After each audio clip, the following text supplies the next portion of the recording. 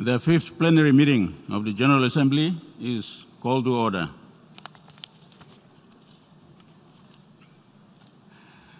The Assembly will hear an address by His Excellency Volodymyr Zelenskyy, the President of Ukraine. I request protocol to escort His Excellency.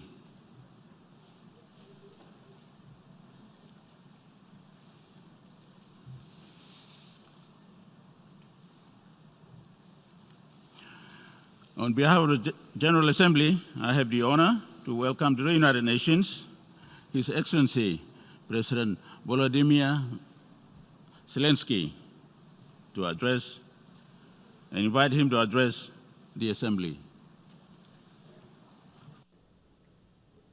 Thank you very much.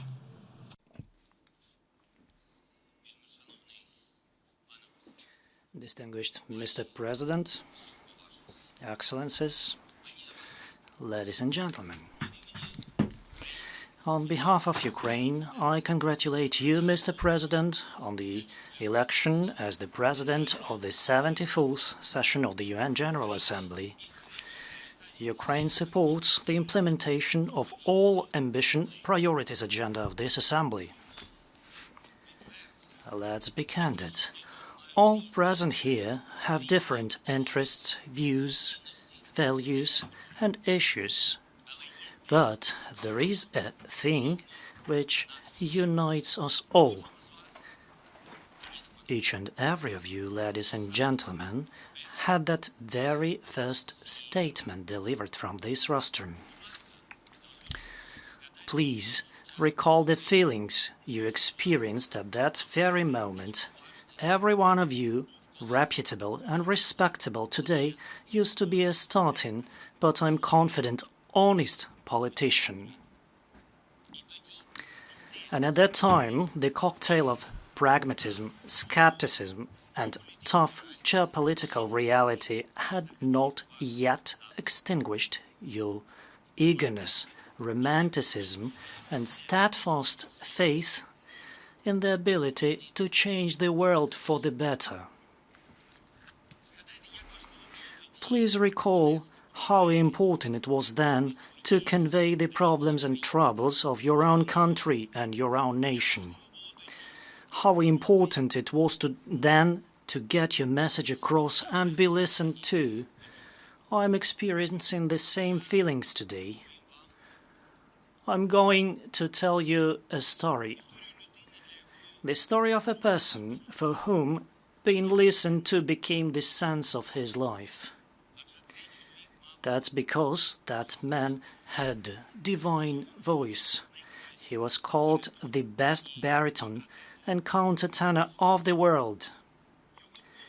His voice sounded in the Carnegie Hall here in New York, in Notre Dame de Paris, in Covent Garden Opera, and London and Grand Opera in Paris.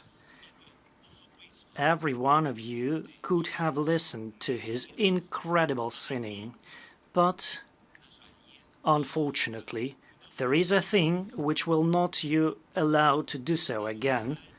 It looks like this, and I will show you. That is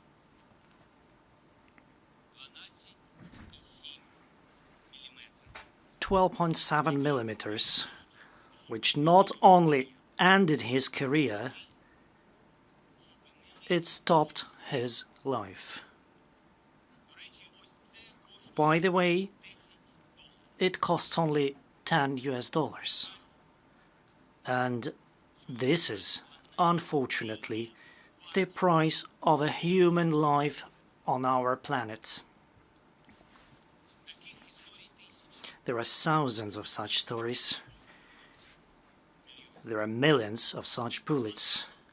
Welcome to the 21st century, a century of opportunities, where there is an opportunity to be killed instead to be listened to and be heard. A man who I've just told you about was Vasil Slepak. He was Ukrainian and soloist of the Paris National Opera, who was murdered in Donbass defending Ukraine against the Russian aggression. The war in Donbass has been lasting for 5 years. 5 years have passed since Russia occupied Ukrainian Crimea. Nowadays, when there are thousands of pages of international law and hundreds of international organizations tasked to protect it, our country, with arms in hands, losing its citizens, has been defending its sovereignty and territorial integrity. More than 13,000 dead, 30,000 wounded, 1.5 million people forced to leave their homes. These numbers, awful numbers, are reported here annually with only one correction, a small one. They keep growing each year. And in the war, recovering all occupied Ukrainian territories and restoring peace are my primary objectives, but not at the cost of the lives of our citizens, freedom or right of Ukraine to make its own choice. That is why we need wide international support. I do realize every country present here has its own challenges to tackle, and the problems of others should not worry you more than your own ones. But I understand this is life, but in the modern world where we live, there is no more somebody else's war. And none of you will feel safe until Russia is waging war against Ukraine in the center of Europe. And a thought that all of this has nothing to do with you or will never touch your interests could be fatal. We cannot think globally while turning a blind eye to small things, or as someone may believe, to trifles. Because that is how the foundation of 2 world wars was laid down. And as a result, millions of human lives have become the price for negligence, silence, inaction, or unwillingness to relinquish own ambitions. The horrible lessons of history begin to fade away from mankind's memory. Ukraine remembers them, and Ukraine has always demonstrated to the world its readiness to ensure peace in a civilized manner, and we made particular steps towards international security. For example, when it abandoned nuclear arsenal, which at that time exceeded nuclear capacities of the United Kingdom, France and China combined. Because, we seem to believe in a collective strive to build a new world. A world where your thoughts are heard and reckoned with, regardless whether you possess nuclear weapons or not. A world where you are respected for your deeds and not for having nuclear warheads. At the end of the day, in this new world, my country has lost a part of its territory and keeps losing its citizens almost every single day. That is why, as of today, Ukraine has earned the right to speak about the necessity to reconsider and review the still existent but trampled rules. Certainly, we do not call into question the credibility of the international institutions, and in particular the United Nations, but we have to recognize that the existing system is not perfect. It has begun to unravel, to malfunction, therefore it needs to be revised. The United Nations organization. Yes, but let's be candid. Are the nations indeed united nowadays? And if they are, what makes them united? Are these disasters, calamities or wars?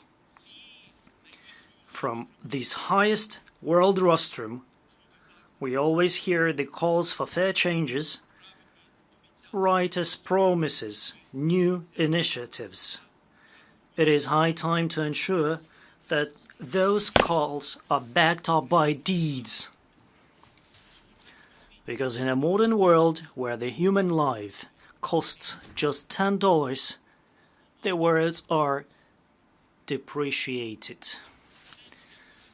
Let's remember what was the goal in 1945 when the United Nations were established. It was to maintain and strengthen peace and international security.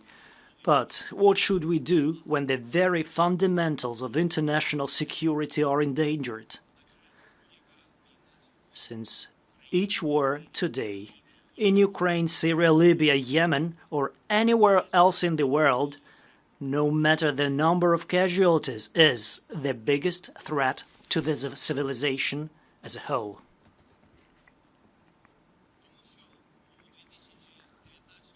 That's because in 2019, the human beings, Homo sapiens, still prefer to solve conflicts by murdering their own kind. In the course of its existence, the mankind always figured out ways to cover distances, to transmit information, to cure diseases. And only one thing remains unchanged. Contradictions between the peoples and states are still resolved by missiles, not by words.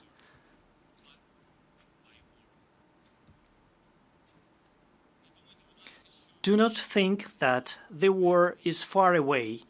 Methods of warfare, technologies, and weapons facilities have proved that our planet is no longer that big. And so, today, the time I will have spent on delivering previous paragraph is enough to raise the world to the ground.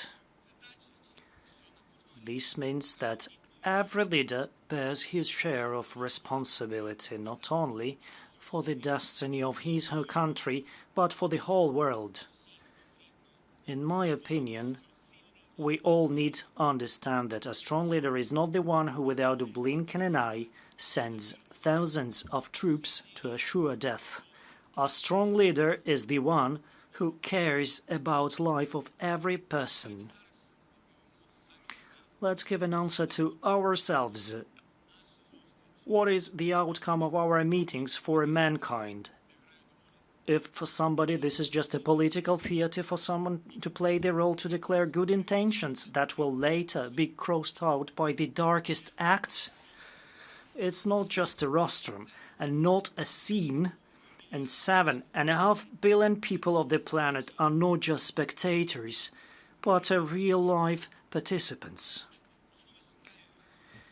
Fundamental principles of the screenplay are established here, and today it depends on everyone here whether there will be life at all. I shall admit,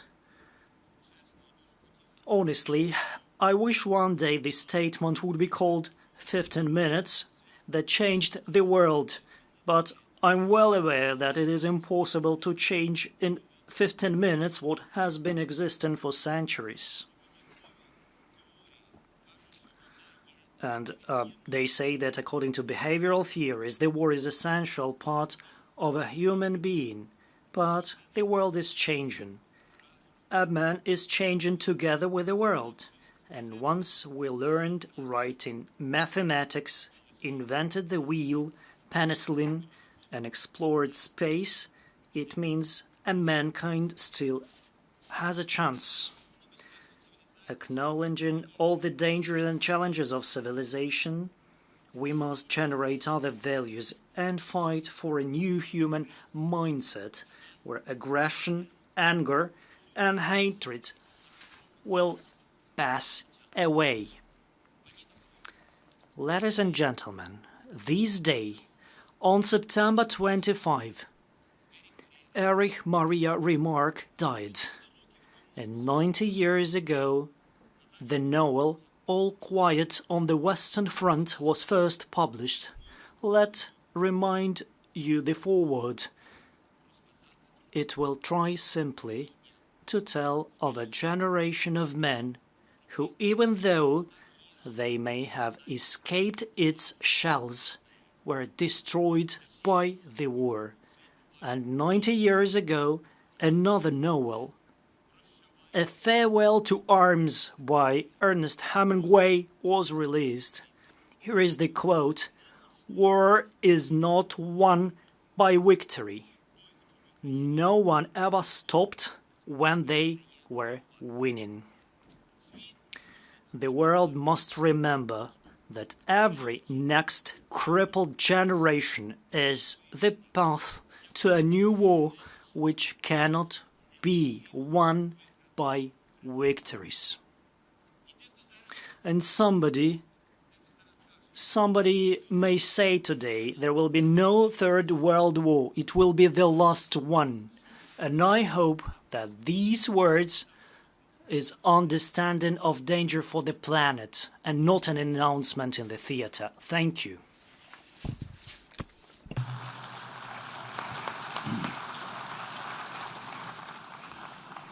On behalf of the General Assembly, I wish to thank the President of Ukraine for a statement just made. May I request representatives to remain seated while we greet the head of state.